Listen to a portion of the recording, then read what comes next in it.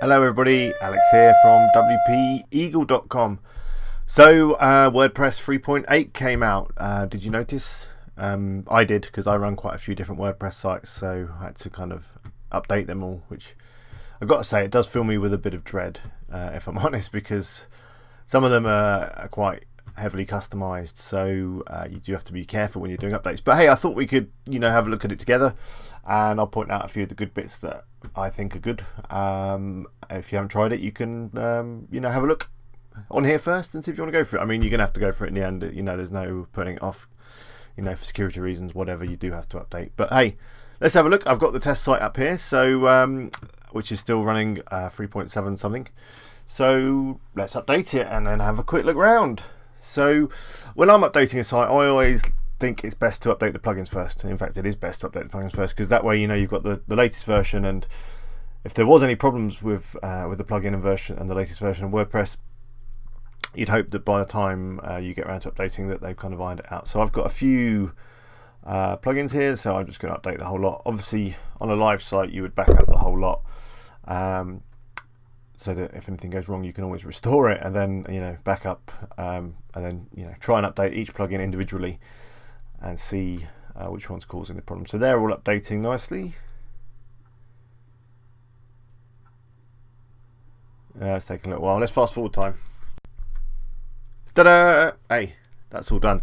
Looks like one of them did have a bit of a problem there, so oh well, hopefully it'll be fine. Let's go back to the WordPress updates and update the core. You often get messages like that when you update, I find, and they're not always anything to worry about, especially if you're updating lots of plugins at once. Sometimes, I don't know, maybe they confuse each other or whatever. So that's just some screen for WooCommerce. Let's update WordPress. Here we go.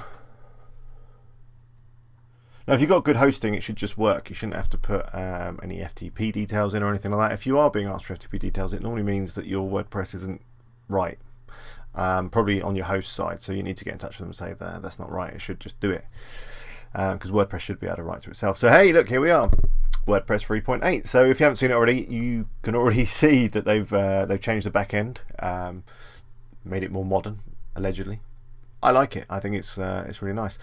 And the great thing you get with this new back end is that you can actually choose colors to match your different iPhone 5C, if you have one. I don't know why you'd want a 5C, but that's another story. Yeah, and you can just press here. Look at a nice light one, a blue one, midnight. Ooh. Ectoplasm. Not quite sure what that means.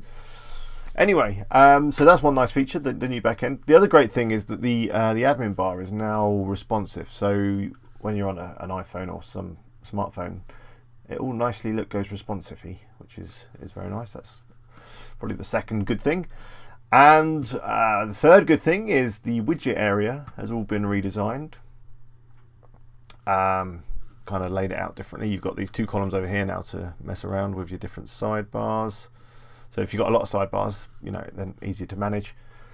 So really like that. But generally all round, WordPress looks a bit more polished, and obviously just keeps getting better and better. So that was it. It was only just a quick video on 3.8. There's not much more to say apart from go and update and check it out for yourself.